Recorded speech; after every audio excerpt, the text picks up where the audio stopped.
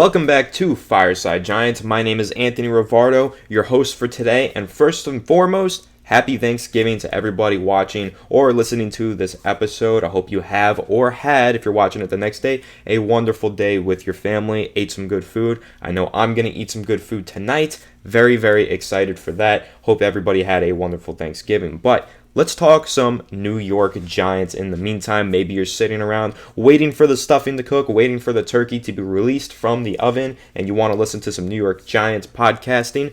Here you go. I got it for you, all right? Ready, set, go. Let's talk about the offense. That's the talk of the town for the New York Giants this week, of course. The firing of Jason Garrett. Giants fans rejoiced when they found out that Jason Garrett had been relieved of his duties as offensive coordinator for the New York Giants. We have been sick and tired of watching this inept offense get to work every Sunday, Monday, and Thursday. And unfortunately, it didn't work out for Jason Garrett, but fortunately now the Giants have moved on and they're hopefully looking towards the future. Hopefully there is a new dawn of a new era on the horizon, right? And the main thing that we want to talk about in today's episode is Freddie Kitchens. He is expected to step in as the new interim offensive coordinator / play caller for the Giants. And I want to bring him up because I want to talk about how he will help Daniel Jones throw the ball deep. Okay, so the Giants had a historically shallow offense so far this season, right? They were throwing the ball very short of the sticks very frequently, very rarely pushing the ball downfield. I mean, they barely threw the ball downfield at all this year through the first 10, 11 weeks of the season. So we're going to discuss how Freddie Kitchens is going to step in as the interim play caller and hopefully get Daniel Jones to throw the ball downfield just a bit more. So first of all, we're going to start off and we're going to talk about Daniel Jones so far this season. Currently, his average depth of target so far this season is only 7.5 yards. Now, to put that into perspective, that's really bad. It's one of the lowest in the NFL. Means that the average depth of target is how far past the line of scrimmage you are targeting your receivers, right? 7.5 yards as his average depth of target means he's only throwing the ball about 7 yards past the line of scrimmage on any given play. So there's a lot of quarterbacks where their average depth of target is over 10 yards. You know, they're going past the sticks. Daniel Jones is on the much lower end of average depth of target. And let's put that into perspective. 2019, Daniel Jones' rookie season, his average depth of target was 8.4 yards. Still a little low. You know, that's not that high, but it's much better than the 7.5 yards. Okay, that's much more respectable, much more closer to the average. In 2020, it dropped down to 8.0 yards, so they were getting even closer to the line of scrimmage. Now it's down to 7.5 yards. So the last 2 years under Jason Garrett have been extremely conservative in terms of where the Giants are targeting their receivers downfield. Very short of the sticks, very shallow and close to the line of scrimmage. And when we're talking about Daniel Jones throwing the ball deep and how rare it is for him to do that, 2019, his rookie season, in 12 games, he threw 54 deep balls. Not so bad in 12 games, honestly. That's a somewhat respectable number. In 2020, he played in 15 games, I believe, 43 20-plus yard throws. So in 12 games, 54. In a full season, 43. The Giants barely threw the ball deep at all last year. And this is bewildering to me because Daniel Jones, if you remember, was the number one rated deep passer according to Next Gen Stats last year. He was the most efficient and the most accurate, but the Giants just barely ever let him throw the ball downfield. Only 43 attempts on the entire season. This year, he's attempted 331 passes. Only 23 of those have traveled 20-plus yards downfield. That is only 6.9% of Daniel Jones' attempts this season. That ranks 36th in the NFL. Reminder, there's only 32 teams in the NFL. So 32 starting quarterbacks. Daniel Jones is 36th on quarterbacks that have thrown 20% of 53 deep passes because the max is 53. 20% of that means starting quarterbacks who have started enough games to be placed in the statistic. He's dead last, 36th in the NFL, meaning that there are quarterbacks like Justin Fields has stepped in. So you got Justin Fields and Nick Foles both on this list because they've both started games. He's behind both of them. He's behind a couple other backups that have taken over for some games. Only 6.9% of his attempts, 20-plus yards downfield, 36th in the NFL. There are 35 quarterbacks in the NFL throwing deep passes at a higher rate than the New York Giants and Daniel Jones. Let's compare this to another stat. 13% of Daniel Jones' passes have been targeted behind the line of scrimmage. So 13% of his passes are going backwards. Only 6.9% of them are going deep downfield. think about how bizarre that is, that far more frequently, like not more frequently, if this was like 10% versus, 11%, this is 13% compared to 6.9%. He's throwing the ball behind the line of scrimmage at one of the highest rates, and he's throwing the ball deep past the line of scrimmage at one of the lowest rates. It's unbelievable to me how seldom the Giants are pushing the ball downfield. Daniel Jones and the Giants offense rarely throwing the ball deep under Jason Garrett.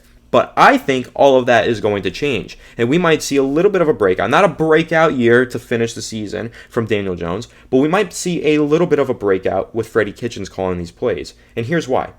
Baker Mayfield is the quarterback that we're going to compare Daniel Jones to, because Freddie Kitchens, when he was the offensive coordinator of the Cleveland Browns, he was coaching Baker Mayfield. Freddie Kitchens, if you don't know the history of Freddie Kitchens, he comes from the Bruce Arians coaching tree. Now, Bruce Arians, head coach, just won the Super Bowl, Tampa Bay Buccaneers, deep passing offense. They love to get vertical. They love to throw the ball deep. That's basically the focal point of their offense, is throwing the ball deep. Granted, they have Tom Brady, but even before Tom Brady, with Jameis Winston, no matter who Bruce Arians has been coaching, even when it was Carson Palmer and the Cardinals, he always has his quarterbacks throw the ball deep, because that's just how his offensive system plays out. 11 personnel, vertical attack. That's Bruce Arians' offense, and that's where Freddie Kitchens comes from. His roots are in the Bruce Arians style of offense. In 2018, Baker Mayfield's rookie season, Baker Mayfield was originally coached by Todd Haley as the offensive coordinator of that team. Under Todd Haley, his yards per attempt was 6.8 yards, one of the lowest marks in the league. I think it was the lowest mark in the league. Super, super low. After 8 weeks, Todd Haley was fired. Who stepped in? Freddie Kitchens. Baker Mayfield's yards per attempt shot up from 6.8 rather, to 9.1. Huge difference there, starting to push the ball much further downfield. Baker Mayfield's average depth of target in 2018, 9.6 yards, one of the highest in the NFL. It was really getting close to being one of the highest. So great statistic there. The difference between a very conservative play caller like a Todd Haley, like a Jason Garrett, and when Freddie Kitchens can step in mid-season for Baker Mayfield in 2018 and start getting him to increase his average depth of target, increase his yards per attempt, and just start pushing the ball downfield. I think this is a great statistic, and if we see a overnight transformation like that from Daniel Jones, the Giants offense might really start clicking, and we might see a much improved version of Daniel Jones. So Baker Mayfield, 9.6 yards per attempt in 2018, and when Freddie Kitchens became the head coach of the Browns in 2019, was still running the offense, 9.2 yards average depth of target. So still pushing the ball close to those sticks or past those sticks. Very close to the sticks though, 9.2 yards. Definitely pushing the ball downfield at a much higher rate than he was the previous season. So Daniel Jones, right now, 7.5 yards. If Freddie Kitchens can push the average depth of target from 7.5 yards up to around 8.8, where Baker Mayfield is in 2020, higher than Daniel Jones has ever been. His highest is 8.4. If Freddie Kitchens can implement those play calls, those principles from that Bruce Arians offense that Baker Mayfield excelled in as a rookie, mid-season transition for Baker Mayfield. If Freddie Kitchens can implement some of those plays, we're going to see the Giants offense start to push the ball downfield a bit more. We're going to see Kenny Galladay score some touchdowns, finally, thank God. We're going to see Kenny Galladay get some deep targets and hopefully put in some good work. We are going to see a player like Kadarius Toney finally be unleashed in the deep part of the field. We're finally going to see Freddie Kitchens help this Giants offense push the ball deep. The Giants are going to throw the ball deep far more frequently under Freddie Kitchens, and I think it's going to be amazing for Daniel Jones, his progression for these final 8 weeks of the season, 6 weeks, 7 weeks of the season, whatever it is at this point. Season's coming to a close. The Giants are not in good shape. I think playoffs are out of the picture for us. However, now it's time to just focus on development. How do these young players, specifically this young quarterback, how do they develop over the course of the rest of the season? And how does Freddie Kitchens handle this new job, this new task, and does he propel Daniel Jones into a solid development? That's what we're excited to see. I'm very excited to see it at least. I think Freddie Kitchens is going to do a great job, comparatively speaking, to what Jason Garrett did with Daniel Jones and the Giants offense. Really, that was the floor, so anything above here is an improvement. Anything from here on out is probably an improvement. So Freddie Kitchens not stepping into the easiest situation.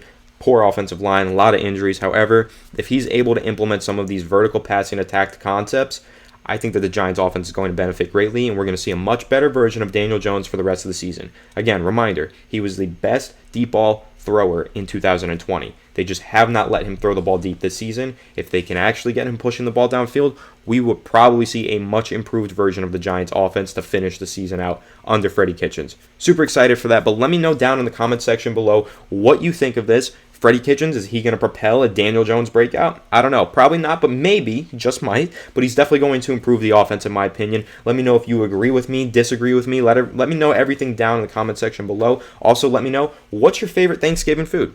I want to know. What did you guys eat for Thanksgiving? I hope, once again, everybody listening to this had a phenomenal, blessed Thanksgiving. And I really appreciate everybody tuning in. I'm very thankful for all of the viewers and listeners of Fireside Giants. I'll go ahead and say that. Very thankful for all of you. This is not possible without you, amazing fans. So thank you so much. And again, thank you for tuning in. Make sure to leave a like if you enjoyed. Comment that stuff down in the comment section below. Leave a like, subscribe if you're new. Ring the bell so you don't miss a video. And I'll catch you in the next one. Have a great Thanksgiving. And let's go Giants.